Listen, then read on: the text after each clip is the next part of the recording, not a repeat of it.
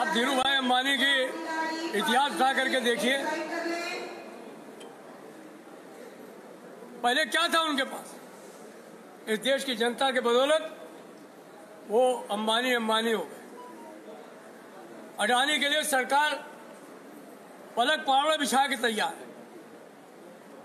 हमारे container corporation को औने पौने दाम पर उसको बेचा जा रहा है। तमाम एल्स्टॉम, सीमेंस, टेल्को विदेशी कंपनियों को भी दावत दी जाए। नहीं आ रहे वाला कसौर, लेकिन समय बहुत मुश्किल है। इसीलिए आज का दिन 9 अगस्त चुन करके हम लोगों ने फैसला किया।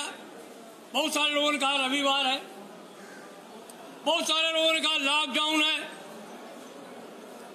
तो चाहे लॉकडाउन हो चाहे रविवार हो, अगर रेल को बचाना है तो मैं समझता हूं ये देश को बचाना हो।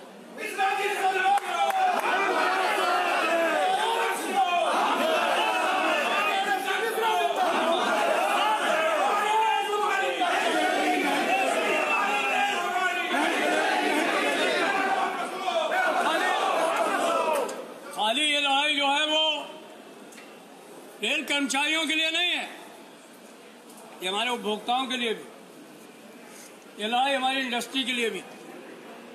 कल को अगर ये निजी हाथों में 150 गाड़ियां दी गई तो आने वाले कल में 2000 भी दी जा सकती। उस दिन कह रहे थे, कई पत्रकार पूछते हैं, चैनल में मेरे से बात करते हैं कि भाई 5% गाड़ियों के लिए आप क्यों शोर मचा रहे हैं। मंत्री जी भी कह रहे थे। मैंने उनसे कहा कि खाला के मरने का गम नहीं, खाला के मरने का गम नहीं, गम तो इस बात का है कि मौत ने घर देख लिया।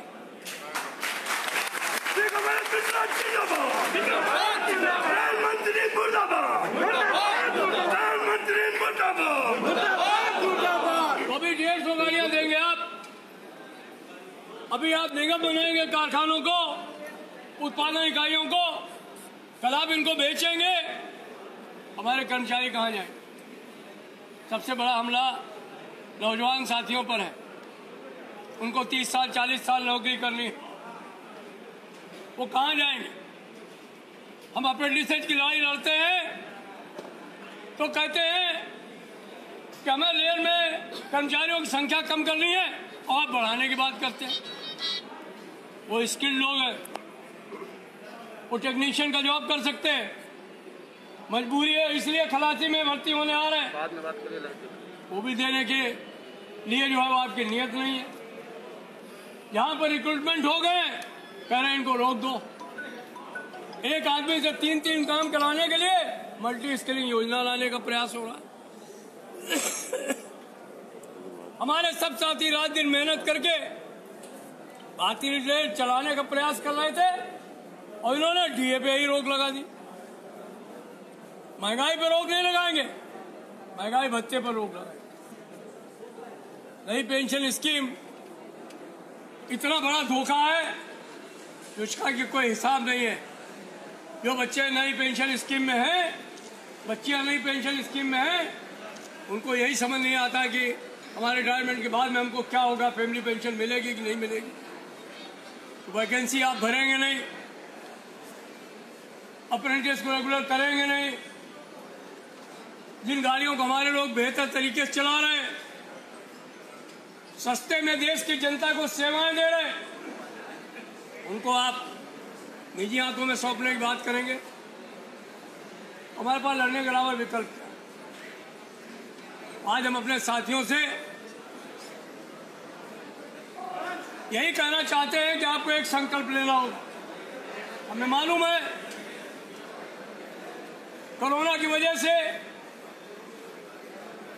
लॉकडाउन होने की वजह से जितनी संख्या में लोग होने चाहिए तो नहीं, लेकिन सब पदाधिकारी यहाँ, ये आपकी जिम्मेदारी है कि अपने अपने कारखाने में, अपने अपने ब्रांचेज में कल जाइए, उनको बताइए, एक एक साथी को तैयार करना है।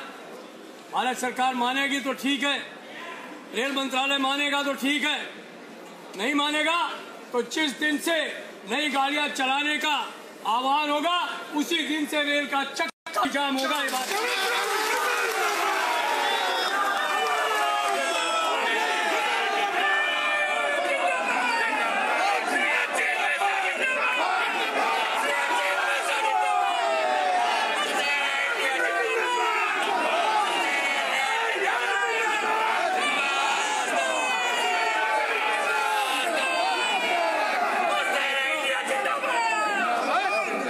बहुत अधिक नहीं कहते हुए आपने जो जोश दिखाया, आपने जो ऊर्जा दिखाई, वो हमारे लिए भी एक बहुत बड़ा संबल है। देश में जो लड़ाकू जमात है उसके लिए भी एक संबल है। मुझे आशा है कि आप इस संघर्ष को, इस लड़ाई को सिर्फ प्लेटफॉर्म तक सीमित नहीं रखेंगे, इसे सड़क, कारखाने और जहां आप काम करते हैं वहां भी ले जाएंगे और तमाम देश के उपभोक्ताओं को भी जोड़ने का काम करेंगे। ये सवाल सिर्फ रेल कर्मचारियों का सवाल नहीं है, इस पर हम एक जन आंदोलन खड़े करेंगे और देश में सरकार को चुनौती देंगे कि अगर रेलों को आपने नीलाम करने की कोशिश की, बेचने की कोशिश की, तो इस देश में अशांति होगी और उस शांति की जिम्मेदारी भारत सरकार की होगी, हमारी कोई जिम्मेदारी नहीं। अभी तो यहाँ लड़ाई है, अभी तो यहाँ लड़ाई है, अभी तो यहाँ लड़ाई है। नहीं चाहते इस देश की जनता को कोई तकलीफ। हम विकास के रास्ते में बाधा नहीं बनना चाहते। रेलवे विकास की धुरी है। इस देश के विकास में रेल कर्मचारी का बहुत बड़ा हाथ है। हम उनमें बाधा नहीं बनना चाहते, लेकिन अगर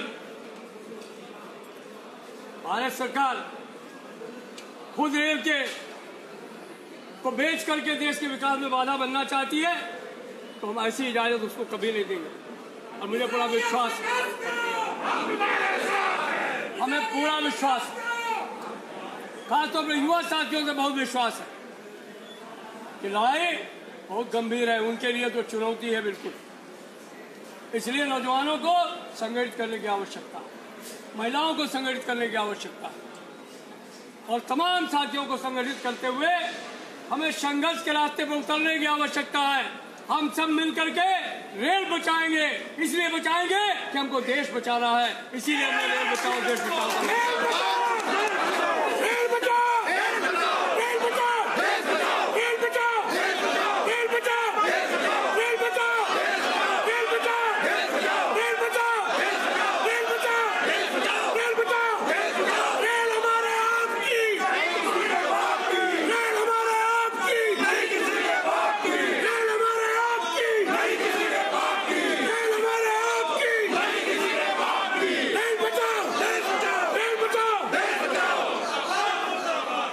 और अंत में आपसे एक ही नारे के द्वारा आह्वान करते हुए मैं इसको समाप्त करूंगा अपनी बात को।